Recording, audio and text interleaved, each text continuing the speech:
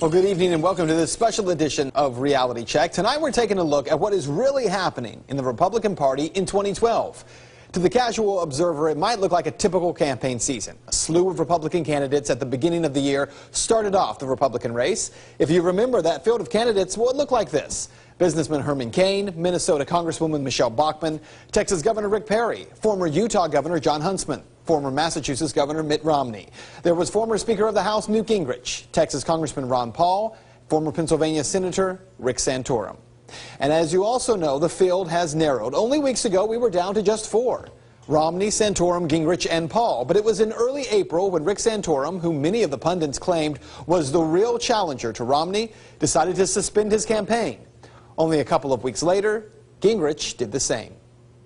Both candidates quickly endorsed Mitt Romney, which meant we were down to just these two.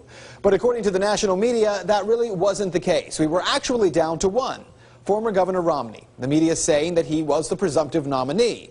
But what the national media has not told the public is that the Republican race is not won through a series of state contests. It's won by accumulating delegates at state conventions. Those delegates go on to vote for the nominee at the Republican National Convention in Tampa.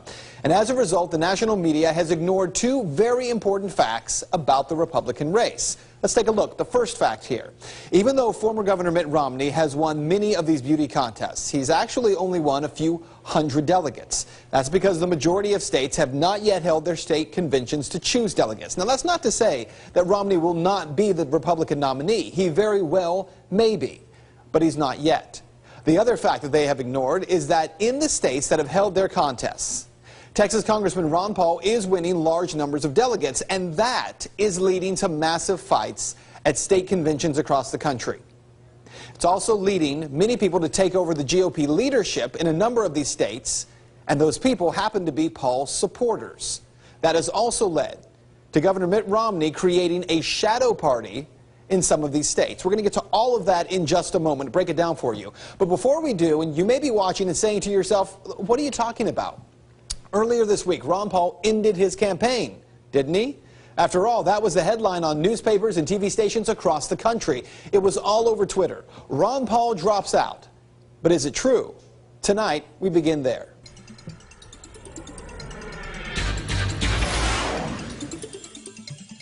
Well, the articles have been everywhere, from Fox News to the LA Times, the AP, even Newsmax.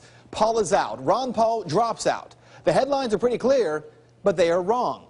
The actual statement from the Paul campaign explains that Congressman Paul will no longer actively campaign in the remaining 11 primaries.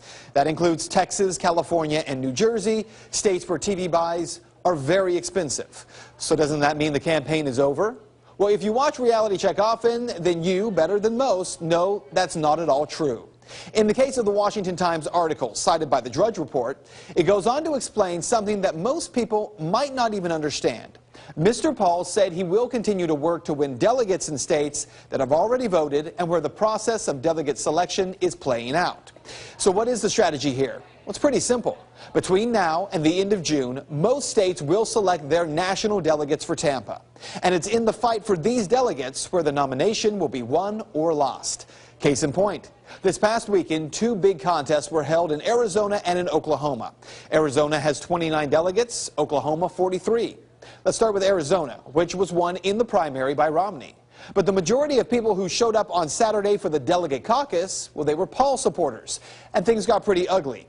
Reports on Saturday night were that Paul took 11 of 18 delegates decided in the district caucuses. The remaining 11 at-large delegates, well, they were left up in the air. You see, the Romney forces, they stalled for hours, but Romney supporters got so tired of waiting, they finally began to leave the convention. In a last-ditch effort, the Romney forces tried to declare there was now no quorum, and other motions were offered. When a vote for the at-large delegates was finally taken, instead of being read aloud, it was sealed, put under lock and key with a promise that GOP leadership tomorrow would count those and sort things out. It took them 3 days to count those, and the list finally emerged. Now we know Paul has only 3 delegates and Romney 26. People in Arizona not very happy. Then you have the convention in Oklahoma. Santorum and Romney forces united to shut out the Ron Paul people at the Oklahoma State GOP convention. By some estimates, Ron Paul supporters were a majority on the floor of the convention and thus should have walked away with another win. More than half of the people attending the convention were Paul supporters.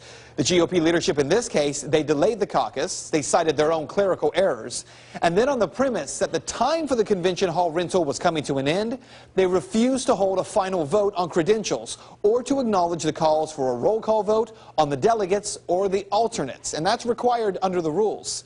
Finally, they moved to dismiss.